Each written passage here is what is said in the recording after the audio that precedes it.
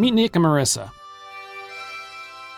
This is their farm in the foothills of Colorado, and this is DAR, Drylands Agroecology Research. What's DAR? What is DAR? Oh my lord, gosh dang. What is DAR? Well...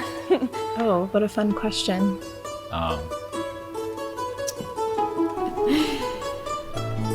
Drylands Agroecology Research is a collective born to holistically regenerate land and the life that it nurtures.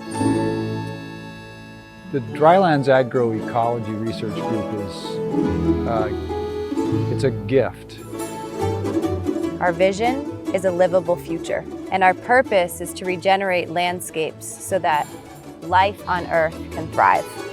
There's something totally special and different about this place and these people. Something more than their name alone. I think many people don't realize we live in a semi-arid desert. So often today we hear carbon as really the root of everything people are talking about, but what we understand is water really is the limiting factor for how much carbon a landscape can sequester, how much biodiversity it can support, and food it can produce. DAR is working on this intersection between conservation and agroecology. We have this really cool opportunity to basically look at lands that are deeply degraded and ask how do we actually transform those into new types of ecosystems.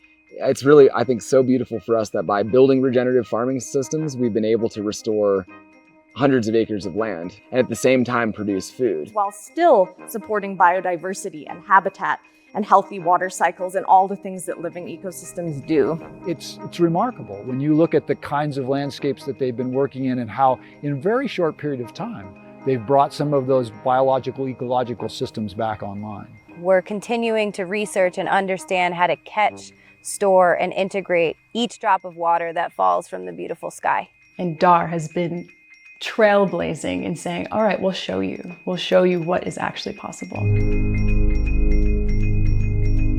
A lot of the paradigm that you hear around water conservation is use less. Get more efficient irrigation systems, put less water on your crops, etc. We're really flipping that and saying, how do you actually design landscapes capable of holding more water so that it's not that you're conserving the water you put on them, it's you're designing systems that actually restore the water cycles on that land. Hold on. Did you catch that? It's pretty mind-blowing if you can wrap your mind around it. How do you actually design landscapes capable of holding more water so that it's not that you're conserving the water you put on them, it's you're designing systems that actually restore the water cycles on that land? Yeah, the key is to store it in the landscape. So holistically envisioning and shaping the land to hold the water and then grow plants where it's being held, to plant the rain before we plant the plants. I mean, right now, the research program is most established and ongoing at Elk Run. The organic matter percentages in the soil have increased by literally from 280% in the pastures to 960% in the crop fields. So that type percentage increase in just 7 years of management is kind of unbelievable. Last year, a guy used to work for the Obama administration, and now he's doing his own 1,000 farm project where he's testing the soil at 1,000 farms across the United States. And they tested our soil. He came up to me at the end and he goes, hey, I just want to tell you, your soil's crazy, like totally different from every other farm here that we've looked at. This soil is incredible. I mean, yeah. DAR has this like finger on the pulse of beneficial relationships for all aspects of community. Upon joining DAR, I learned that at least 15% of Boulder County residents are experiencing food insecurity. The whole point of DAR is learning how to create sustainable food systems for our communities. So to me, it only makes sense that DAR would create a project that focuses on addressing that problem here in Boulder County. We have so many. Part of this whole experiment that is DAR is how do we regenerate landscapes and how do we also regenerate communities? DAR has cultivated a relationship with the Eastern Shoshone Food Sovereignty Group so that we can share practices on how to establish sustainable food systems. I love doing this kind of work. It's a really meaningful thing to me personally as a Comanche woman to be able to do this work on behalf of the Shoshone people.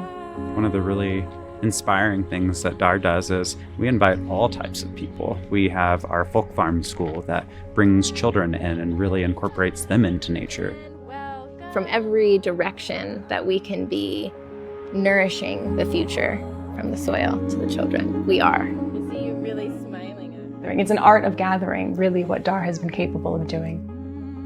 And DAR as a community just feels like that. It just feels like, you know, there's hope. There's hope that, you know, there's a space for you here, there's a space for you in the future to feel nurtured, to feel tended to, and that relationship comes with being a part of the earth and tending to her as well. So that belonging is something that I've been inspired by DAR. They do that very well. Yeah.